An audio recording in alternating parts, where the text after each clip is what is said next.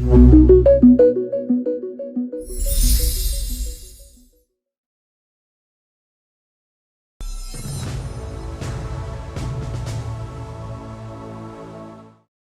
itu pemirsa, Kementerian Kesehatan menyatakan bahwa tren kasus gagal ginjal akut pada anak mengalami penurunan.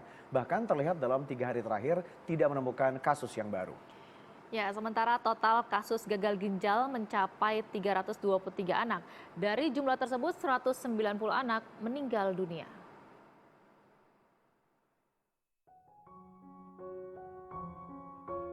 Hal ini disampaikan oleh juru bicara Kementerian Kesehatan Dr. Muhammad Syahril dalam konferensi pers secara daring update penanganan COVID-19 dan gangguan ginjal akut pada Jumat siang.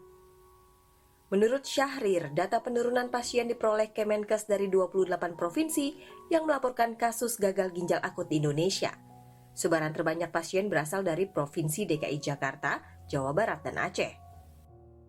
Dari 28 provinsi, ada yang dirawat masih 34, yang terbanyak di Jakarta, Jawa Barat, dan seterusnya.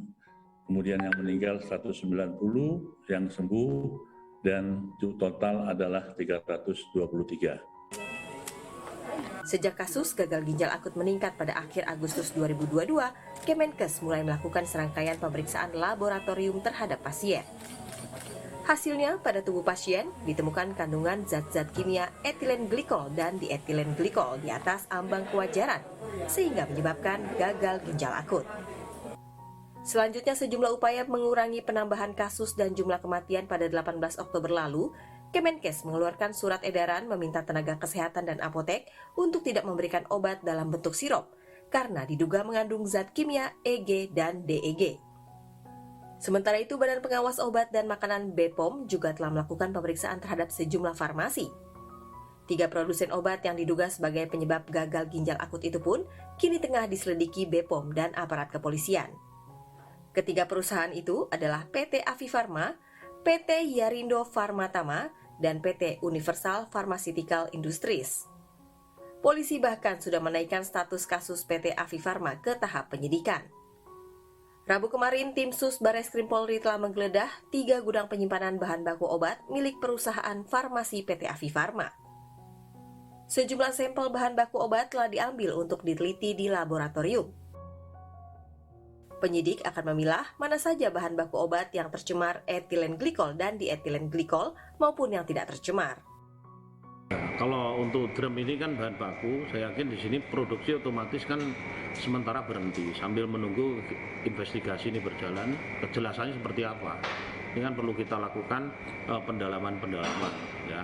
Karena memang dugaan-dugaan itu adalah dugaan sementara memang obat-obat yang diproduksi tersebut.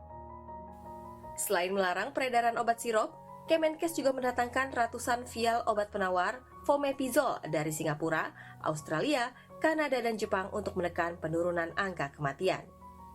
Menurut Menteri Kesehatan Budi Gunadi Sadikin dalam rapat dengan Komisi ke-9 DPR, mengungkapkan penggunaan obat Fomepizol terhadap pasien gagal ginjal akut tingkat kesembuhannya mencapai 95%. Begitu kita kasih Fomepizol yang merupakan terapeutik terhadap senyawa kimia ini ternyata reaktif dengan sangat baik, kita mengambil kesimpulan bahwa resiko paling besar dari anak-anak kita yang sakit dan meninggal adalah karena adanya senyawa kimia yang masuk ke anak-anak ini. Langkah Kementerian Kesehatan mendatangkan ratusan obat Fomepizol rupanya dipertanyakan anggota DPR Irma Suryani Chaniago. Jangan beli-beli obat dulu deh kalau kasusnya belum jelas gitu ya. Kalau yang namanya penyebabnya belum jelas, nggak usah beli-beli obat dulu kemana-mana. Irma kemudian meminta Menkes bersama BPOM benar-benar mencari penyebab penyakit yang telah merenggut 190 pasien, lalu baru mencari obatnya. Demikian tim liputan ANTV melaporkan.